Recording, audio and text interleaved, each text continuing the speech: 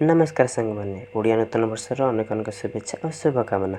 तो आपण मैंने निहाती जानते आज हूँ पणा संक्रांति प्रभु हनुमान भी जयंती।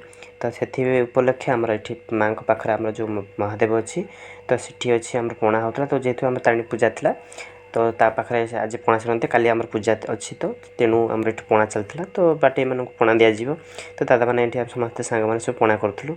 तो देखो ये हूँ आम यज्ञ जो तारिणी यज्ञ हुए आम गाँव तारिणी माँ मंदिर अच्छे निहाती देखिथे आग ब्लग्रे कौट देखिथे निहाती। तो सीठी आम ये सजासजी चली माँ यज्ञ काली जेहेतु आरंभ हम तो ये आम सजासजी करूँ तो दादार मोर आ दादा थे भी पिला छुआ मैंने समस्ते थे। तो सजला पर देखूँ मुझे फास्ट टाइम पे माँ को मंदिर को पीठ उपर चढ़ी मैंने मेन उपरको चढ़ी जाइए तो फूल सजाइए तो फास्ट टाइम चढ़ी। तो देखो माँ का नेत्र देखला बहुत सुंदर लगुला माँ का नेत्र मन शांति होता तो सज प्रबल खरा दूसरा। तो सीटी कम सरला माँ का मंगला आम गाँव अच्छा मंगला तो झुलण जात्रा था तो सीटी आम भोजी खाई आसलु रेस्ट नापी।